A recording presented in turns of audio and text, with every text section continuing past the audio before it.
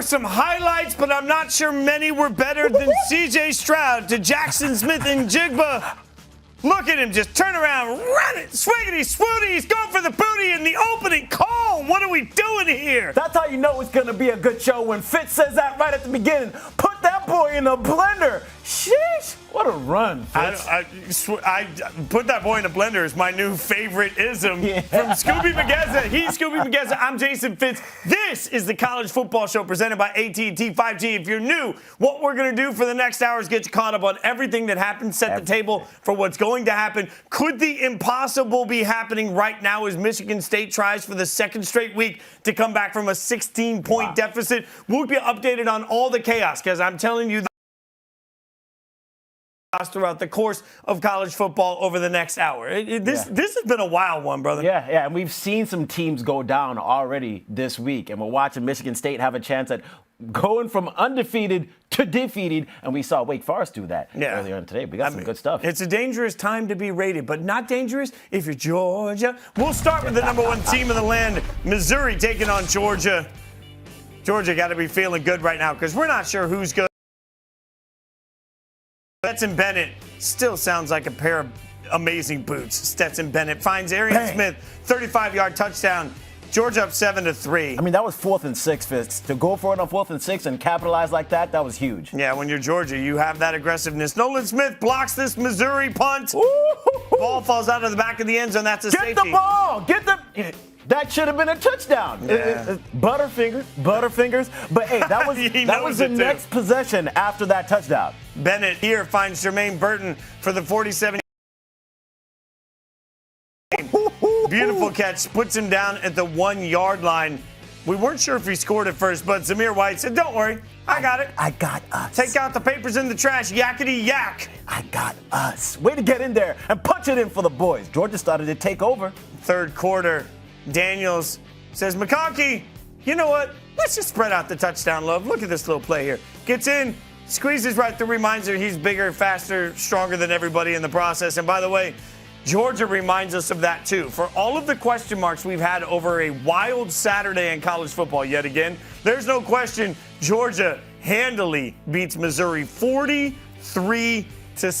And Skubie, look, we'll say this every week. It's so easy to talk about what's not right, like who's not playing well, how chaotic college football is. Can we acknowledge that one thing has not been chaotic? That's Georgia, who's just every week making it look stupid easy at this point. Yeah, and they're playing so well, doing everything right from the play calling on 4th and 6. That's a type of a play that you get from a 4th and 6 conversion, a touchdown down the field. In a game where they had a slow start, it was 3-0, and then from that point it was 7-3, and then they were able to make it 9-3 from that safety, and then they get the ball back and score again. So it was a slow start, but they picked it up. There was a really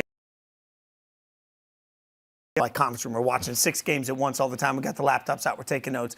And we look down and we look back up and we're like, wait, how did this game go from 7-3 to like 427-3? It happened like that overnight. And that's an important note here because as we break down all the action from today, the one thing you'll find is that a lot of teams started slow. Not everybody could just turn the burners on. Georgia did. One of the teams that we also had eyes on today was the side of game day. That's Cincinnati. I'm shamelessly wearing my Kings Island shirt today. Love Cincinnati. Love me some Grater's ice cream. Was interested to see how the Bearcats would respond. We pick it up here. Desmond Ridder finding Jerome Ford for 33 yards. Takes it down to the Tulsa 10. Jerome Ford. Now, Ford eventually left this game, and once he left, things looked different. But here, Ridder runs it in from the 3 yards out. Bearcats go up 7-0 at that point. Later in the first, same score. Ridder says, I like this running thing. It's kind of funny. Shoves a man down. That's says, a big man. Move, get out my way. First down, Cincy. Later in the same drive, Ford takes a handoff, plunges from 1 yard out, 14-0. I mean, that boy built tough. For third most in a single season in program history. Ford takes a handoff, comes up with a short gain here. That's what I was referencing. Came up limping. He would not return, which changed the entire dynamic of this game. That was real tough. Tulsa trailing 14-3. Excuse me, Mari Brooks.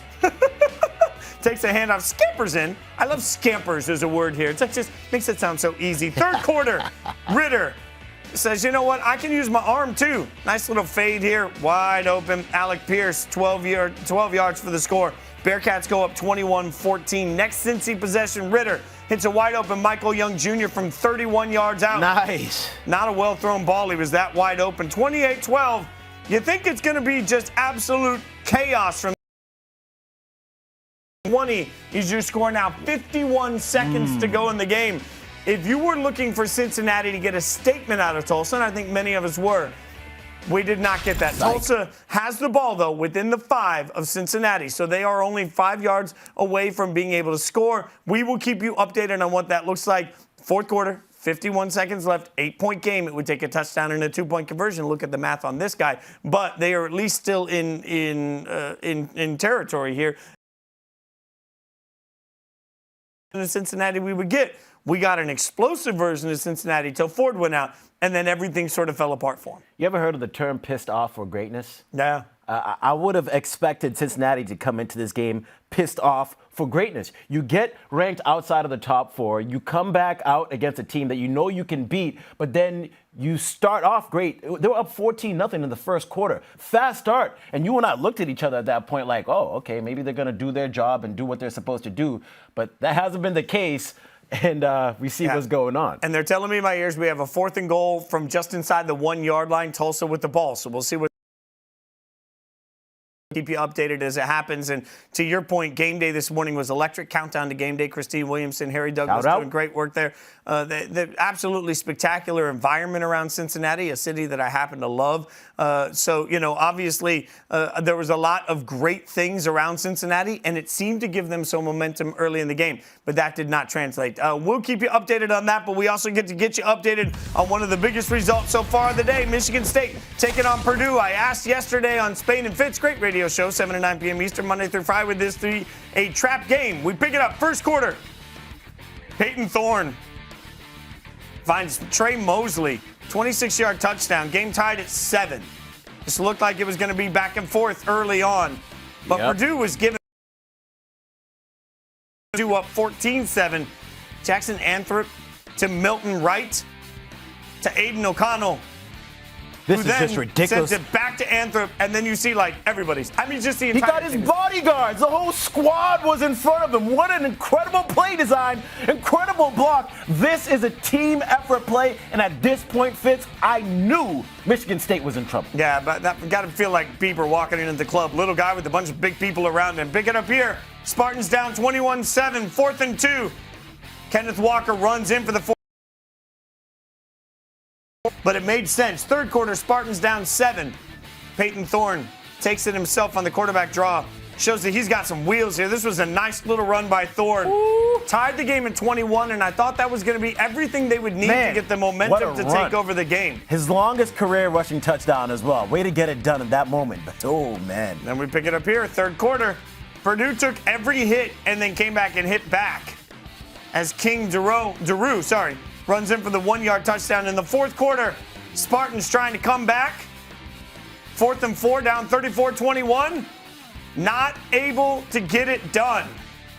Now Purdue at that point led 37.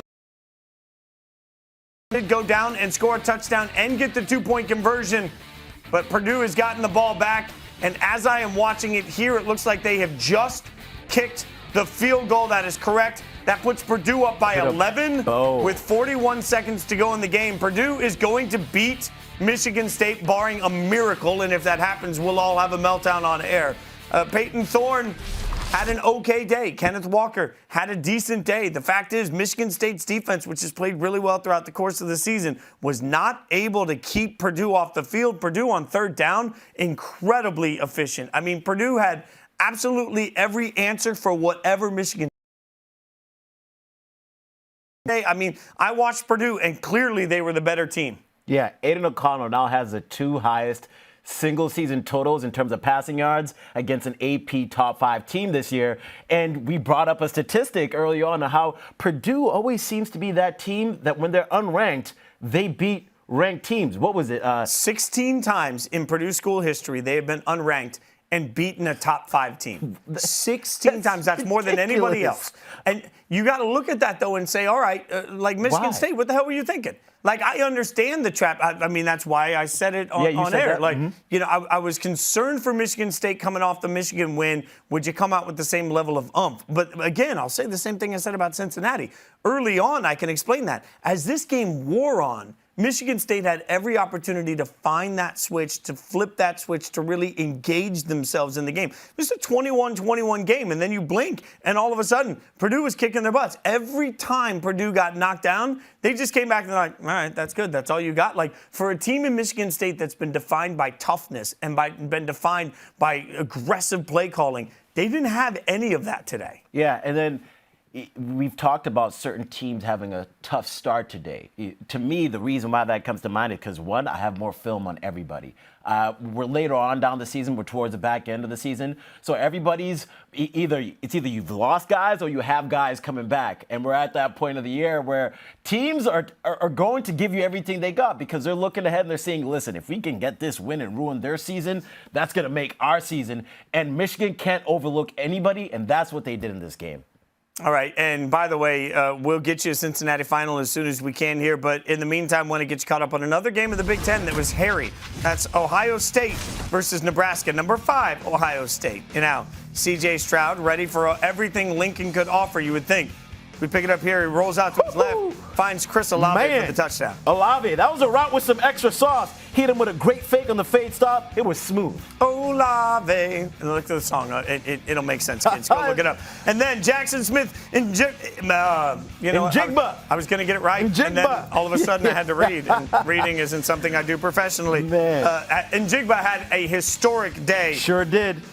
Just when you thought it was going to be over, though, Adrian Martinez turns around and says, nope, we're good on this. This was a 17-3 game. I thought it was over, and Nebraska scratched and clawed back into this thing. That made it 17-10. Later on in the game, third quarter, Adrian Martinez says, I like scoring too. It's fun.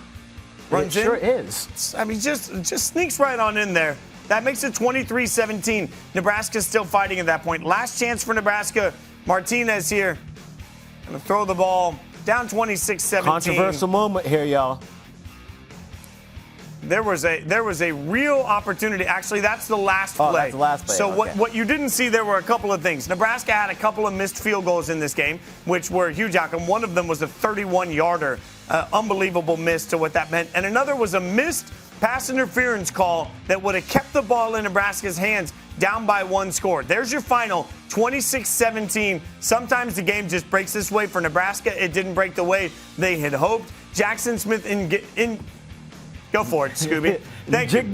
15 catches, 240 yards. It's in my head now. 1 touchdown for a historic day for a young man that deserves all the credit and more. But, man, Nebraska had moments to win this game and just didn't get it done. Yeah, I think back to the point in the game when it was 23-17. And Nebraska got an interception. Stroud tried to throw it down the field. They got the pick, and it was about a little under 10 minutes left in the game. They had their opportunity right there to get down the field and score. They drive down the field. They get within the red zone. It's 23-17, as I mentioned. They go for the field goal, miss the field goal after having already missed one earlier on in the first quarter. So now that's 6 points off the board. They get that missed field goal. They finally get the ball back with under 6 minutes left, and they still fail to do something. It was a pass interference call that's a little bit controversial, but still had your chances, didn't do it. The amazing thing to me is you see the score of 26-17. That is the largest margin of defeat for Nebraska this year. For a team that is 3-7 and is not particularly good in the eyes of many, every one of their losses up to that point was 8 points or less. Yeah, and you start thinking about right, yeah, and you're talking about losses to Michigan State and Michigan, Oklahoma, like go across the board, Skubie, and you can look at it and say all Nebraska has done this year is find heartbreaking ways to lose to really good football teams. I don't know what that means for Nebraska, but I know that when you haven't converted a single third down until late in the fourth quarter, when you can't make easy field goals, not the 50-something yarders, but a 31-yard field goal. When you're missing those, man, the way you beat a top 5 team is you take advantage of every stinking opportunity you have. Nebraska played well enough to win. They didn't take advantage of the opportunities that were right there in front of them. That's got to be frustrating. Nebraska is probably, 1 or 2 plays away from each game from winning it. This play, they were just 1 or 2 plays away. Against Michigan State, just 1 or 2 plays away. Against Oklahoma, just 1 or 2 plays away. It seemed as if they've been right there with these tough teams and playing great defense, but they just can't seem to capitalize and make these tiny little mistakes that cost them the game. Yeah, hats off to the interior of their defensive line. Played really well in that game. All right, let's move to it was a risky day to be undefeated. Wake Forest came into a battle with North Carolina, another game we had on our minds for possible upset. Sam Howell got a lot of love coming into the year, but it's been Hartman that's been all the rage. He finds a wide open A.T. Perry for 66 yards on this one. Ooh, at this point, I'm thinking that fatality. That they're about to beat them up, 18-point lead. But then North Carolina said, "That's cool. Check out this combo." I mean, this is absolutely. All of a sudden, we have Ty Chandler here, who I'm not going to nickname Ty Chandler Bing, as in like friends, Chandler Bing. Anyway, had a huge game in this, and he scores. That makes it a 7-point game late. Yeah, the Tennessee transfer really went off. He went cuckoo for Cocoa Puffs in this game. Oh, I love that. Hartman here, picked off by Kelly. At the end of the day, you can't make any mistakes when your defense will never save you, and there were some mistakes made in this game, and they took advantage of them. Chandler takes it to the house from 21 yards out. Chandler! Says, "Monica, I always loved you." That's a Friends reference. Go look it up, kids. Man, 213 yards on the ground, 4 TDs. Have a day. Yeah, and here you see it happening. Hartman pass, batted down, turnover on downs. That led to a North Carolina field goal. It's 51-48, but you're thinking, all right, there's still a chance. Oh, man. Thought he might be able to get it. Didn't happen. Now next play, Chandler goes 50 yards for the touchdown. Couldn't touch him. "I'll be there for you." That's another Friends reference. I'm not going to stop these. UNC goes on to beat Wake Forest 58-55. So for everybody that had some mindset about the ACC and Wake Forest love and what was going to happen to an undefeated Wake Forest team that the committee seemed to give some value to, well, yet again, Wake Forest played absolutely no defense. And Sam Hartman, in a game where he had 5 touchdowns in the air, 2 rushing touchdowns. What? Still he threw 2 picks, though. And A.T. Perry, 6 catches, 129, 2 tutties.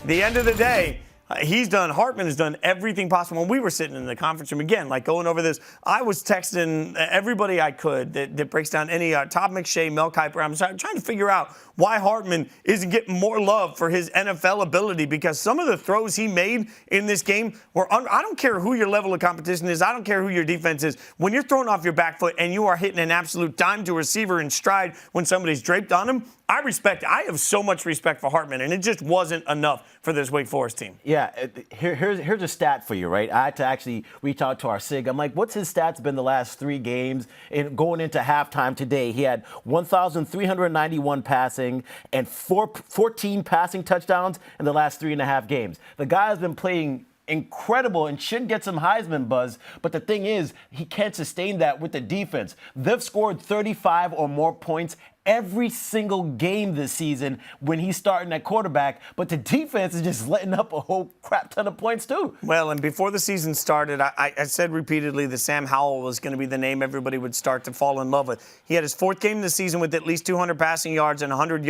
rushing yards. That ties Deshaun Watson for the 3rd most games by an ACC player. It speaks to his versatility. Oh, yeah. Look up the stats. He came into the game as the 3rd leading rusher in the ACC overall. Like, Sam Howell is somebody that is doing it in a lot of different ways. I think the buzz is only going to continue to rise for him, but realistically, this is not the year that North Carolina wanted to have, but they get a huge win, and Wake Forest becomes yet another team, well-respected, that tumbles. Now, obviously, we need to show you the big play. The only thing that had Cincinnati fans more tummy rumbling than Skyline Chili is this. 4th and goal. Tulsa. Who wants it? Steven Anderson. No! Fumbles! He fumbles into the end zone. What's going on? Oh, my God. What's the call, ref? What do we have here? We have a 28-20 game. What are they going to... Guys, we genuinely don't know. We are seeing this for the first time. So, Skubie and I are on the edge of our seats because I have no idea, and I'd love to see a replay. Was he over? Oh, they reviewed the play. It's going that way. It was upheld. Cincinnati. Wow. Gets the fumble recovery in the end zone. I am. Oh man, that's how you have to win games now, and you want to be in the top 4. You struggling against Tulsa, but we have said that for any person or team to be good in your career or season, you're gonna have to have luck. That, my good sir, was luck. Yeah, I mean, I'm shook by that. I'm shook by what happened with Cincinnati. And, you know, sometimes better to be lucky than good. Cincinnati got lucky today. Facts. I mean, I'll go for that all day.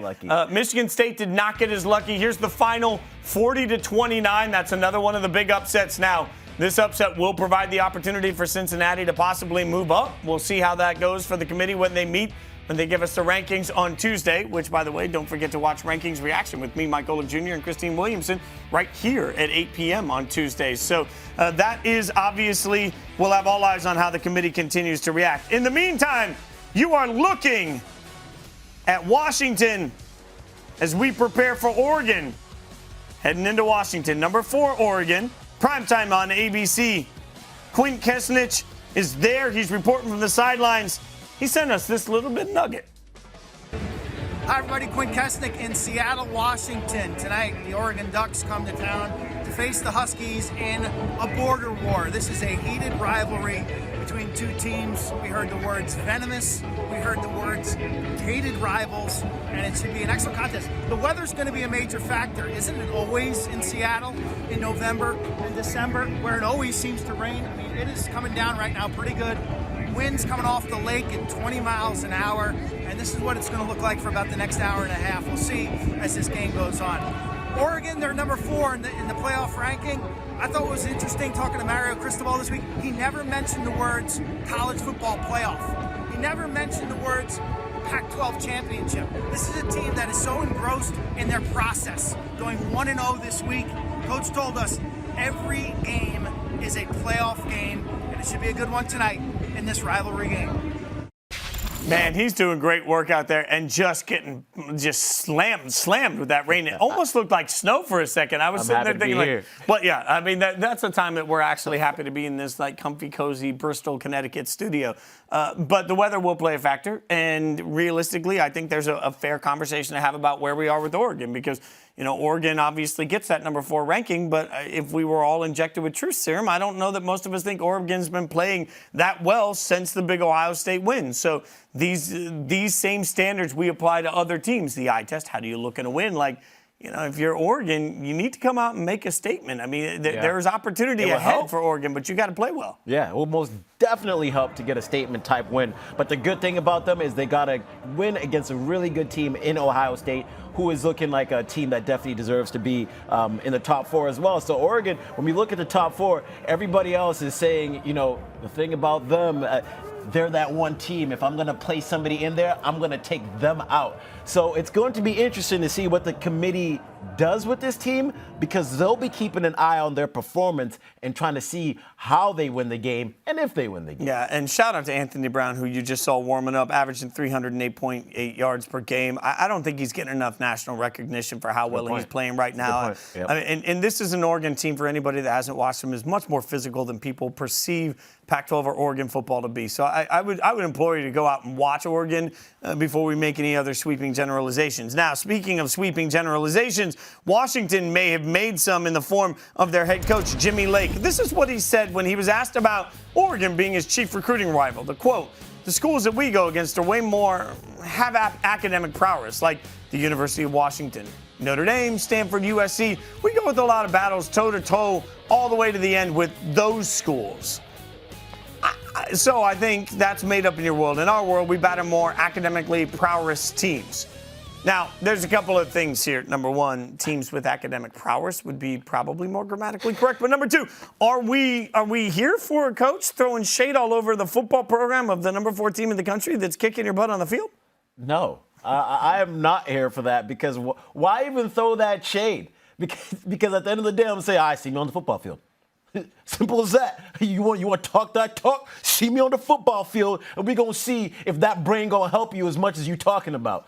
This concept of, like, we're battling against smart schools. Like, I don't know how that helps you in your football sales pitch either. Like, I understand that education is a big part of the sales pitch for some schools, and I love all of that. But are you really telling me that that's your sales pitch when you walk into somebody? At the end of the day, are you recruiting athletes to play the game? Or that's just it's a weird portion for me to go after that. It's almost like conceding, hey, we may not beat them on the field, but we sure do beat them in the classroom. And that, I'm not sure that pitch is the one that I would. Nerds! That's probably what they yelled on the Oregon side. All right, we'll see you on the field. Now, I'm picking Oregon in this, Skubie. Are you going to shock the world? Most definitely. It's funny. I think we both got Oregon going in this game, and the line is Oregon -7. Frankly, I'm all in on Oregon, and I'm in on Oregon, and the points. Like, I think that Oregon's going to run away with this. They should. But I continually say right now, what do we think today? Like, as much as I thought there was a possibility for trap game, you still think like Michigan State's going to deliver. You don't think Wake Forest is going to lay that egg. Like, no. I'm always interested when you have the late primetime game if it actually changes the mindset. Like, watching people get upset all day, does it change your focus a little bit where you're like, oh man, we don't want that to happen to us? Because it's crazy to me that it still happens week in and week out in this season of chaos. I think that's a really good point that you just made. If Oregon actually saw that loss from Michigan State and Wake Forest and said to themselves, wow, like, we can't look past this team. So I liked what was said in the pregame, how he said the Oregon coach is focusing on one game at a time. Every game is a playoff game, and Michigan State did not treat their game as such. So it's important that you take every opponent seriously, and I hope they'll do that tonight. That's one way you can take care of business. What you can do to take care of business is authenticate right here in the ESPN app. At the bottom of the hour, that game will be coming up, obviously, on ABC. So all you have to do is sign in with the cable provider. You don't have to go anywhere. It gives you the game right there. That's what we do for you on the College Football Show presented by AT&T 5G. He's Skubie Mageza. I'm Jason Fitz. And Auburn beat the snot out of, or Texas A&M beat the snot out of Auburn, I should say. We were giving all this praise to Bo Nix and the transformation we've seen over the last few weeks. Bo gets benched, and then Bo suddenly playing well, and I'm laughing at myself for saying Bo giveth and Bo taketh away. Well, today he taketh, and so now we can at least end the dumb conversation we've been having the last couple of days on some college football shows that Auburn still controlled their own destiny to get into the college football playoff. They do not. So another key win for A&M. Yeah, key win for sure. When you're given the opportunity to control your own destiny, do something with it. But to come out like this in a game, mind you, this game was a snoozer. It was 3-3 for a long time. But to come out and only put up 3 points when you have a chance to even smell the college football playoff, come on, bro. Yeah, and there's a difference between a 3-3 game where you're watching truly special defense and a 3-3 game where you're watching two teams just sort of trudge through the mud, and that's what it felt like for a lot of it. Now, one team that went in to took care of business, good Lord, take care of business, Notre Dame, number 10, taking on Navy, 34-6. Kyron Williams, 17 rushes, 95 yards. Jack Cohn with a particularly efficient day.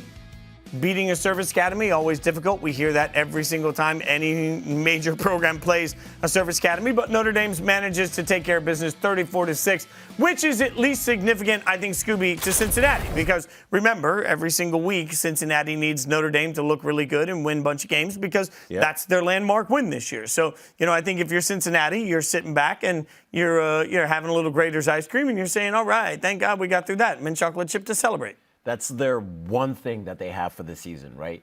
Hey, we beat Notre Dame, so if they're good, we're good. That's all they're going to be able to say because your last 3 games, you haven't looked as a prolific team, you haven't looked as a college football playoff team, and everybody else in the country seems to agree with that thought, which is why you are where you are. So to just barely win this game where dude actually had the ball over the goal line and just happened to fumble it at the exact time, that's how you're getting wins against a team that only has 3 wins, and then last week against a team that only had 1 win. It feels like it's falling apart, man. It does. Now, one thing we've had all eyes on is Oklahoma because Oklahoma has some equity left with Oklahoma State on their schedule and Baylor. So let's see how that went as Oklahoma State was taking on West Virginia, Mountain Mama.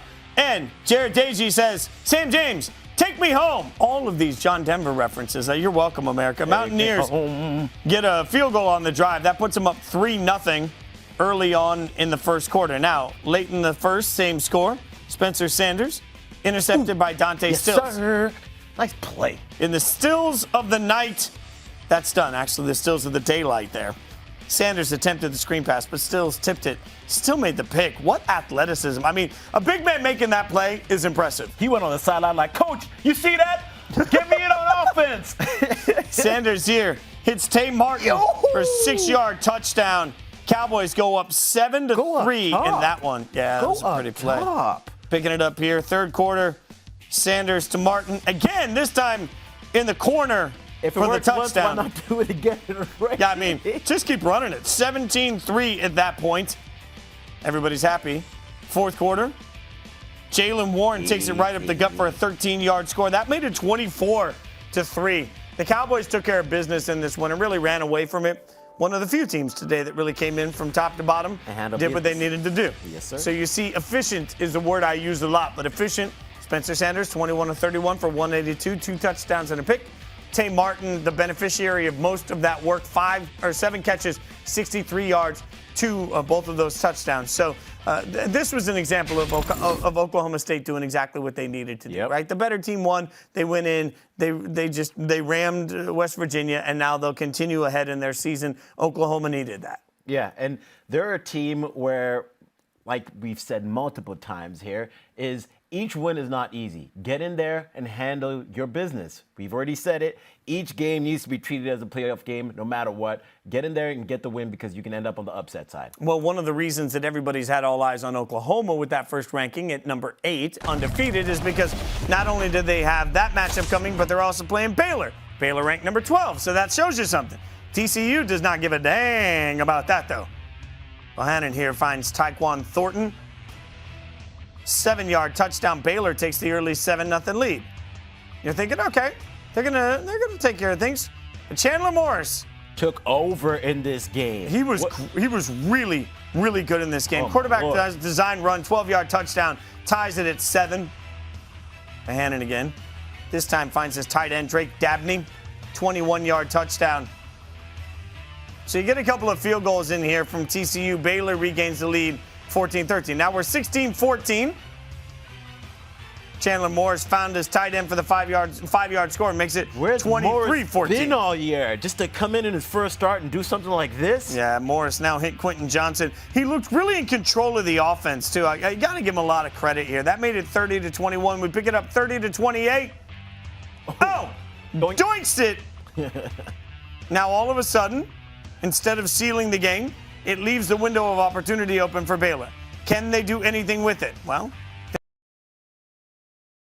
which jersey to throw it to, as TCU gets the upset, secures a wild upset win, 30-28. So one of those Big 12 teams that was hoping to be part of this conversation will not be. Chandler Morris, your Renford stick, getting his first start, 29-41 for 461. 2 touchdowns and a rushing touchdown. Complete control. Hell, we don't even have his headshot there, right? I mean, that's how much he's played this year. I mean, that is insane to think about. They put him in this situation, and he came in and he handled it. Like, he looked so poised throughout and was really in control, delivering the football, was comfortable moving around the pocket. Like, it was a different version of TCU, and you looked at it and said, okay, TCU woke up. They found their guy. 461. That's the most yards in a QB's first career start since 2014, and that was Luke Falk for Washington State. To think that he came into this game in his first start against a Baylor team that's really solid. I mean, this is a solid Baylor team,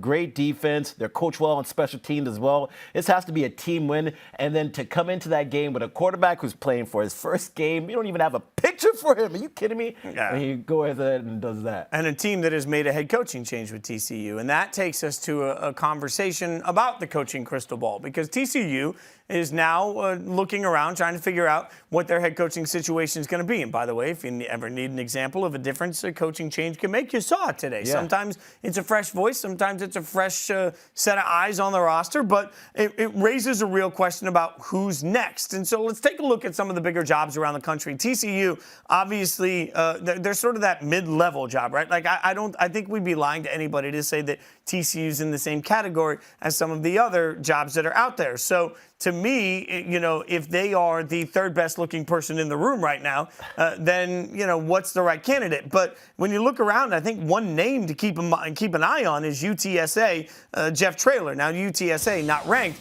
but should be. They're undefeated and have played really well this season. But you're talking about a Texas guy that knows Texas, that knows how to recruit Texas, that understands Texas high school football, that's already sort of an entity around the community. I mean, when you're talking about fits for coaching, Skubie, I look at all of that. Like, it's about sort of how does somebody know that region? How does somebody speak that region? And how can somebody understand sort of that community and what it means to be part of that environment? And TCU would be a big move up for him. Yeah, and I definitely agree.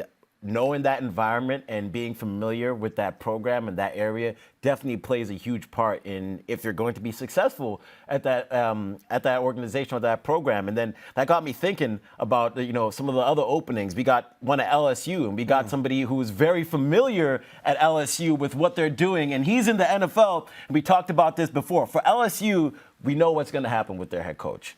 Who do you think is the best candidate for that to come in over there? Yeah, and I think that's why you mentioned Joe Brady, right? Like, Joe Brady is the offensive coordinator for the Carolina Panthers, but he was the passing game coordinator that won a national championship with the most diverse, incredible offense we've seen in their ability to do almost anything for that national championship. They were able to push the ball to anybody and everybody. He was a part of that. And people have crowned him as, you know, this this genius almost. It's legend status, right? Like, and I think part of the reason that LSU got ahead of it was because there are jobs that are coming open in the NFL, and they want to make sure that Joe Brady has eyes on one place, and that's LSU. And it makes a lot of sense for Joe Brady. Like, if he wants to be in the college football world, he's not going to go anywhere where he's more beloved and has more patience than LSU, where he was part of winning a national championship, right? Like, the only question is, do you like? Because everybody talks about the LSU job with like I've seen that's the one that everyone wants to talk about, right? Like Mel Tucker is part of that conversation, and like, you know, I just think it's a little bit convoluted. Like, you go to LSU, you got to beat Saban. Like, that's. I don't want to see Nick Saban. Do you want to see Nick Saban? I mean, and Saban said recently he wants to coach for another 10 years. Like, so you're going to get rich doing it, but you can win a national championship and be thrown out to the curb 2 years later. Like we saw it at Auburn, we've seen it at LSU. So then that makes me think about the other head coach opening, USC, because when you look at big money, that's another place I could give you some big money, and you don't have to see Saban. Interesting job. Who do you think is the best candidate for that? Yeah, so that's an interesting one because they do have a ton of money and a ton of resources and some flash, right? So I think there's one name off the beaten path. Like, I still think Jack Del Rio, who's the defensive coordinator for the Washington football team, went to USC. I think Jack wants in on that job. But one college football name that makes a ton of sense is somebody you know well. Yes. Matt Campbell. Matt Campbell. Iowa State, like, if you're Matt Campbell, you've been waiting for the right opportunity. You've been waiting for the right spot to go and get rich. That sexy coach that everyone has been trying to get. Because everybody's been looking at Matt Campbell as the next guy to be able to do something. He's a really attractive candidate. Yeah, and look at him, too. Like, he's just a good-looking dude. Like, he's got that California thing going, right? Like, he looks like he'd fit right in California. Like, it's just, he's pretty enough to be the USC head coach. This is deep analysis. But when you think about somebody that's been coveted, Matt Campbell has for several years. And the fact that he hasn't jumped to me speaks to the fact that he must want some sort of big opportunity. USC, financially, recruiting, like weather. Everything. I mean, yeah, weather, like, it's all right there for him. Yeah, and he's done a great job at Iowa State.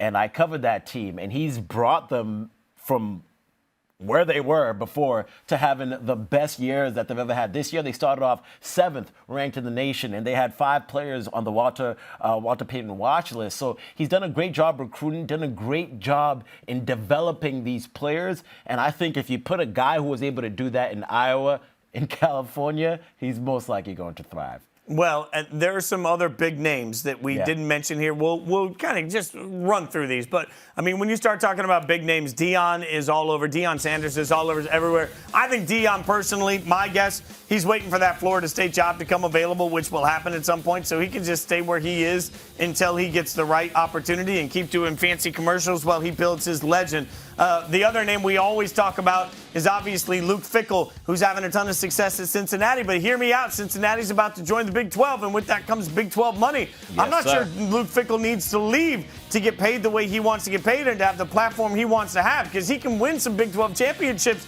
and just get that money bag coming. And I mentioned him earlier, but Mel Tucker, I think, is the most interesting one for a lot of people. His buyout's only $2.5 million. If I'm Michigan State, I'm talking to everybody right now to try and raise some money to keep him where he is. But I don't know that there's a great spot for him to go as much as everybody wants to put him at LSU. In the meantime, as much as we're talking about coaches, let's talk about some of these college football players. Mel Kiper Jr. tweeted out, my top 5 quarterbacks for the 2022 NFL Draft: Kenny Pickett, Matt Corral, Desmond Ridder, Malik Willis, Sam Howell. Now, that's an important list for one of the games that we had today because Liberty was taking on Ole Miss. So we're talking about Malik versus Matt. There it is. Everyone was watching these games. How are these two draft prospects going to do? Yeah, well, early on, we got a quick example of this as Matt Corral turns around, hands the ball off. Didn't have to do anything early there. Ooh. Ely breaks free for a 70-yard touchdown. He's a runner. He's a track star.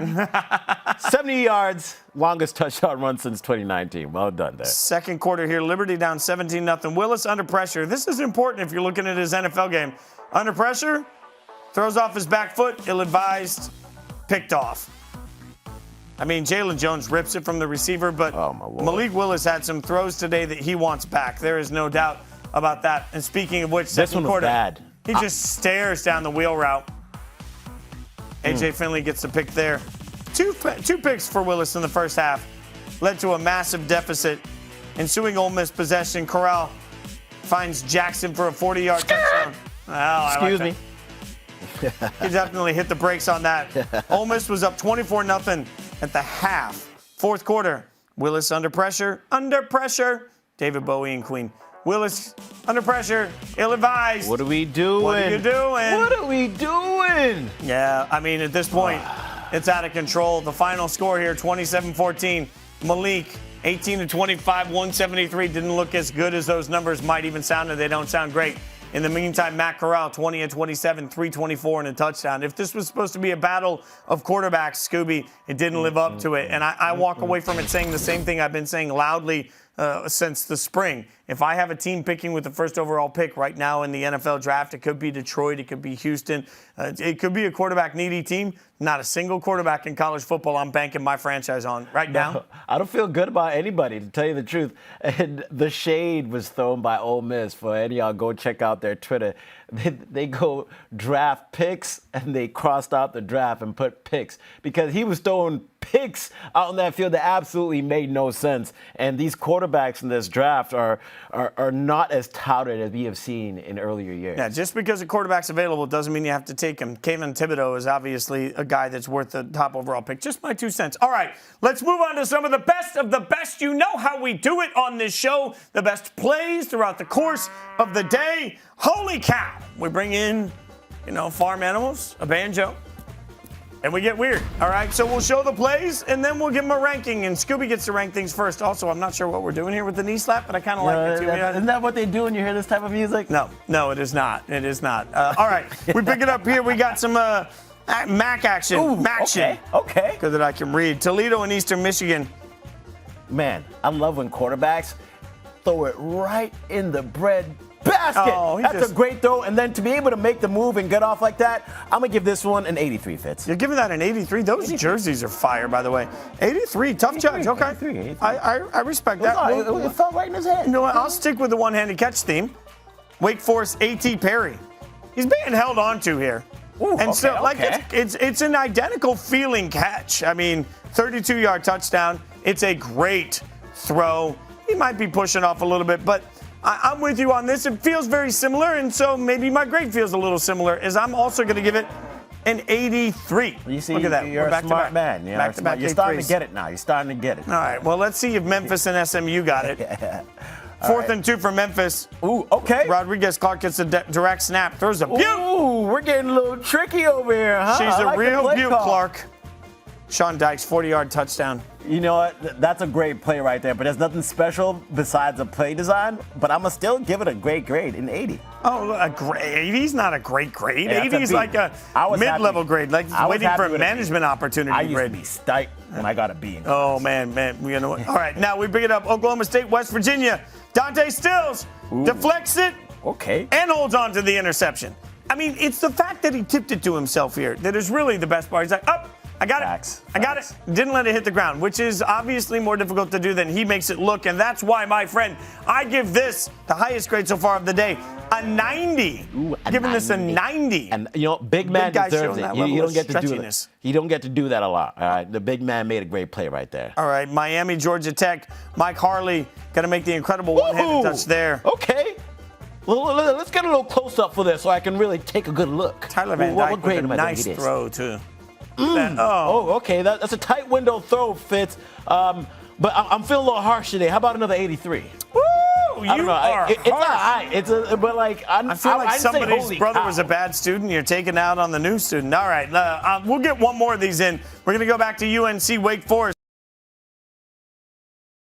Look at him. He's got it. He's got it. Oh, he lays out for it. I remember seeing this one. I mean, he's falling down. That's hard. I mean, he is London bridging that thing. See what I did there? Falling down, falling down, falling down. His score rising up, though. I'm going to give him a 92. Off the top. 92. When you're falling down and you still catch the ball like that, that is a spectacular play by him. Those are some of your best with farm animals added in. I mean, that's only on this show do we add cows to the best catches. I'm still not sure how I feel about you. Yeah. All right, let's move on. Perfect. Top story of the day, one of them at least. Tulsa taking on Cincinnati. Cincinnati decided college game day and Grader's ice cream. Fourth quarter, Davis Brin to Juan Carlos Santana. Smooth. 21 yards out for a score. Look at that. Brin gets it to Sam Crawford here. Stops short. Cincinnati fumbles the snap. Tulsa recovers it. Tulsa ball inside the 5. Brin hands off to Steven Anderson. He jumps for it. I don't know. Game of inches. I don't know. Game of inches. If I'm a Tulsa fan, I mean, they still would have needed the 2-point conversion, but if I'm a Tulsa fan, that was close, huh? And if I'm a Cincinnati fan, I am puckered up. I mean, I am just like nervous about all that just happened because 28-20. Give us a good bowl game at that point. I mean, there's got to be some conversation here about, look, the eye test is what we heard. Gary Barta joined us on the College Football Rankings Reaction Show that you can check out here digitally. We talked to Gary Barta. We asked him why they were ranked where they were, and he mentioned, the big win against Notre Dame, but watched the last couple of games, and they struggled against subpar opponents.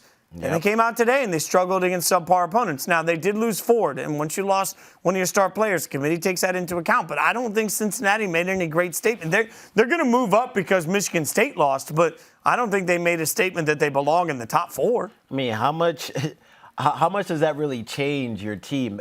Because if you're a really good team, especially in college football, it's got to be that next man up mentality. And I understand that Ford went down and it was tough for them. But at the same time, you have a great quarterback on your team and you have some great wide receivers. So do something. Show me something. Yeah, I'm with you on the show me something. Like, I believe in the talent of Cincinnati. I want Cincinnati to look great.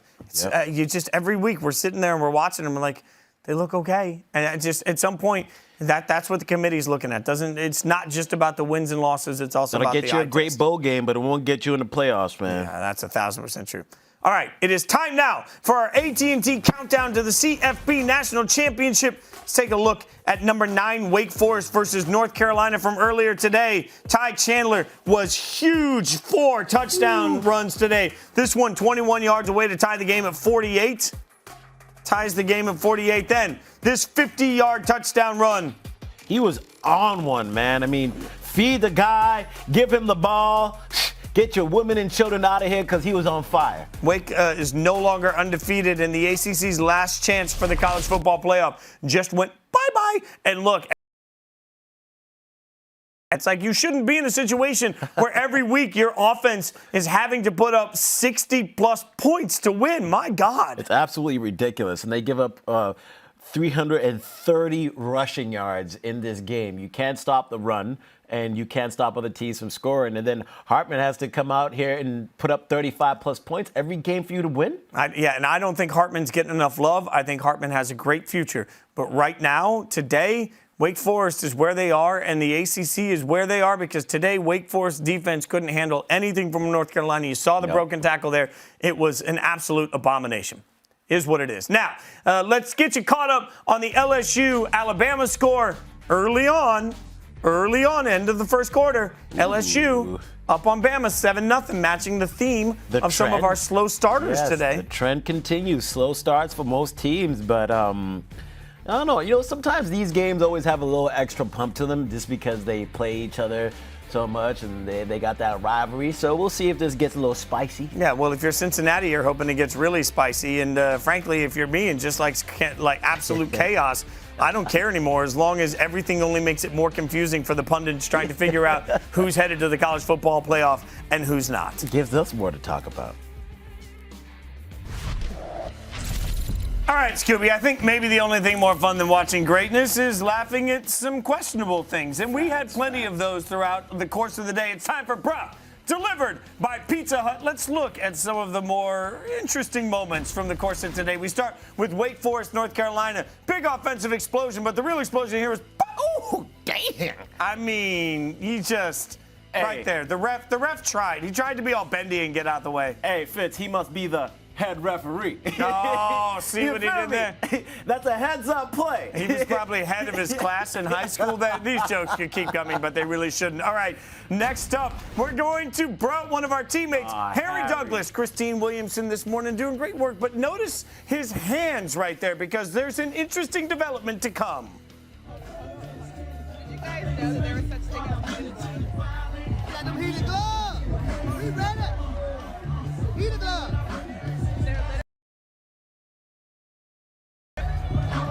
That's right. Those were heated gloves. Got that NFL money here. Douglas going there. All right, bruh. To the beginning of the second half, Missouri taking on Georgia. They tried the onside kick, but unfortunately there was a penalty for an illegal block. Now, you could say that was going to be fine and they just work it out, but the ensuing kick happened to, I don't know, go out of bounds, Skubie. Double bruh.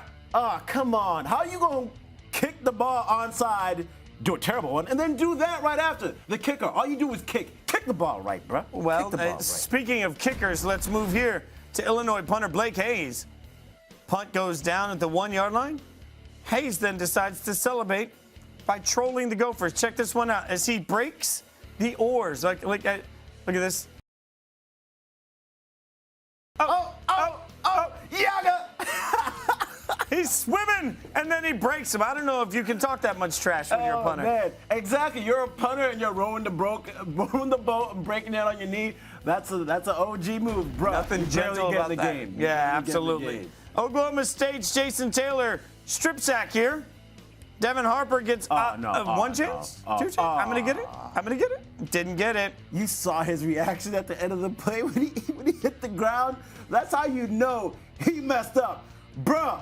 They call it a fumble and return, not a fumble and give it back. At the end of the day, just fall down on the ball. Like, do what you do well. Just fall down on the ball. That's all I'm saying. Scoop and score, brother. Skubie, bruh. That's all I got. All right, let's get caught up on some of the scores here. Tennessee beating Kentucky early on. That's early in the second quarter, 14-7 there. Obviously, we just told you LSU's up on Bama. No score in the other two games with ranked action right now, but we'll get a look in and catch up on those in just a minute. Michigan has a chance now. Ooh. Oh, you know what time it is, and I'm not talking about time for Christmas music yet, although it is in my house. It's time to take a look at some of the crazy and twisted plays from Week 10 presented by Twisted Tea. Let's get a Twisted Tea dropping. You ready for this? I'm ready for it. All right. Ready, Freddie. Well, we will start the fun with Zamari Walton. Check this play out. Forces the Jalen Knight fumble. Jalen King, swiggity smoothie, he's going for the booty. Ooh, now that's how you make the play. You see, when you're in the right place at the right time, good things happen, especially on a play like this where you gotta learn ball security. Tuck that thing away, young man. Tuck that thing away. Yeah, well, you know, at the end of the day, beautiful play by everybody involved in teamwork. Teamwork to make the dream work just like us. Let's move on to South Dakota State. Getting tricky with it. Now, the direct snap to Pierre Strong Jr. Hey. Strong finds Tucker Kraft for the touchdown. Smoother than Look at you. Did you work on some rhymes or some rhythms before you came in? Because that was smooth like Jello right there. I like what you did. Great play here. Great fake. Give that man an Oscar. Oh, I love that. Well, Purdue wanted to get in on some of that trickery also when we look at their twisted plays. Purdue decided not only were they going to make for a difficult game, they were going to make for some fun with this play, getting tricky with the Jackson Anthrop to Milton Wright to Aiden O'Connell. Look how many blockers there with are. a whole freaking army in front. Beautiful, beautiful play. We were laughing at it in the conference room. When you drew that thing up, you only got to imagine that they looked at it and said, this one's going to score. Yeah. Great play call. There's 1, 2, 3, 4, 5. 5 blockers in front of the entire offensive line going to the left side. And then to cut back and bring it all the way across the field. Great play by Purdue. This is why Michigan State is in trouble. And that's why Sparty fans spent the whole day needing a twisted T. See what we did there? All right, chaos continues. Washington is now up on Oregon 7-0 early in that one. Again, LSU up on Bama 7-0. Woo! Michigan still has a chance. Cincinnati salivating at all of this. Now, in the meantime, I get to rank things on this show, and the college football playoff gives us an excuse to give us a top 4. As everybody may know, I have a past as a touring musician, especially in country music. I am 13 Grammy nominations, 1 win, and I have been a frequent Grammy voter for Taylor Swift. He knows what he's talking about. Yeah, I'm just saying, like, at some point, commercial art matters. So, in honor of the fact that Red is about to be re-released and she's doing her thing, we figured we'd have a little fun and rank the top 4 songs from that record. Skubie, are you ready for this? All right. What's number 1? Number 4. We go 4-1. We go number 1. Okay. Right. Number 4 is We Are Never Ever Getting Back Together. And look, I understand it's overplayed and cliche and a hit, but it's overplayed, cliche, and a hit for a reason. Like, why do we always suddenly downgrade hits? Like, it was a bop. It's a banger. It gets everybody to listen to it. Yeah, you're right. I can't even front that. That was a hit. See? Very resistant to some of this list. Number 3 for me, I got Red. The melodies are amazing. It feels really familiar, and it has like a road trip vibe. Like there's certain, I always call them top-down songs. Like when you're like you feel like you're in a convertible and you're just like, like that. Top-down it's got that song. It's got that vibe going. Number 2, I've got Begin Again. Begin Again, mostly because it's haunting, and if you listen to the lyrics, it speaks to anybody that's ever gotten out of a relationship where they feel unappreciated, and they get to one where they feel appreciated. And at number 1, we all know this because it might be the best song she's ever written. Don't crush me for that, Swifties. I'm not trying to be controversial. Swifties. All Too Well. All Too Well is, just the imagery in it. There are certain songs that make you feel the coolest thing through whatever you're feeling. It magnifies it. That is art at its best. Whatever you think of Taylor Swift, the singer, like Taylor Swift, the songwriter, and Taylor Swift, the entertainer, absolutely incredible. And this album, some of her best work because of that. I think we just learned how much you love Taylor Swift today. Look, I'm in on Taylor Swift. I'm not gonna lie about it all day long. Shout out to our producer Sid because he was so about this as well. Yeah, well, Sid gave me the green light to do this. Sid also gave you the green light. You know, I show some of my expertise in music. You get to show some of your expertise as a former wide receiver with a little bit of fun. This is a new segment I like. It's called Routed. And as a wide receiver, we're all artists. And as artists, you got to draw something special up. Chris Olave, check this out. In the red zone, he does what we used to call a fade stop. He sets up the DB, acts like he's running a fade, and sir, no, I'm coming back with the out. You have been routed. Footwork, timing, speed, everything. That's a great route and a great piece of art by Olave right there. We got one more for you. This is a great play here by Jaquari Robinson on the corner route. Now, the thing about a corner, you got to make it look like you're not going to the corner. He hit him with the out move, came back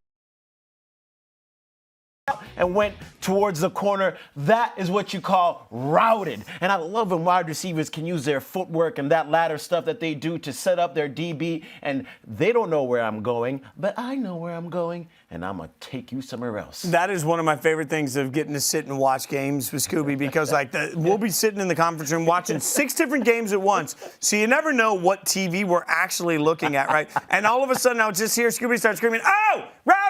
routed. He got routed. And I'm like, which one?